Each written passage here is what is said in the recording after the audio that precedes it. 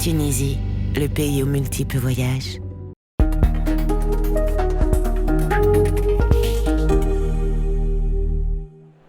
Jean-Charles Perrineau, bonjour. La compagnie dévoile sur l'IFTM Top Resa cette année sa nouvelle cabine. Est-ce que vous pouvez nous en dire deux mots ? Alors bonjour, on a la chance en effet de faire partager à l'ensemble des acteurs de l'IFTM, pour les 40 ans de l'IFTM, la nouvelle cabine de nos A321 Neo.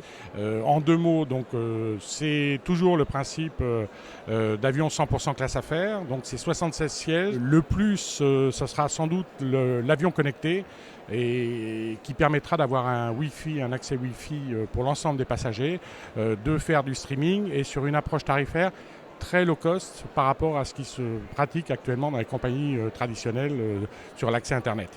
Plus globalement, comment se comporte la compagnie ? Quelles ont été les grandes tendances de l'année écoulée et quelles sont les tendances pour l'hiver à venir au niveau des réservations ? Alors les tendances sont plutôt positives. Par rapport à l'année écoulée, l'an dernier, on avait cru par rapport à l'année précédente de 30%. Cette année, alors qu'on a augmenté notre capacité de 10%, on a plus de 14% de passagers en plus, ce qui représente un coefficient de remplissage en moyenne depuis le début de l'année à 80%. Ce sont des chiffres très encourageants. On continue à se concentrer sur notre cœur de cible et à le développer jusqu'à l'arrivée de ces nouveaux avions. Au niveau de la distribution, des nouveautés à prévoir ? Alors les nouveautés, c'est la distribution. Bon, comme vous le savez, on a un modèle hybride, c'est-à-dire depuis le début, on vend à la fois en GDS et sur Internet.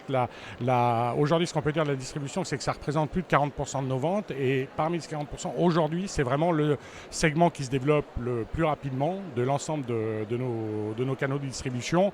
C'est aussi le reflet de notre prise de part de marché sur le cœur de notre activité, qui est vraiment de l'activité business. Et dans la mesure où on est de plus en plus présent dans des grands groupes, dans l'entreprise, et que ces entreprises réservent avant tout via des GDS et via des agences de voyage, c'est la raison pour laquelle ce segment grandit fortement.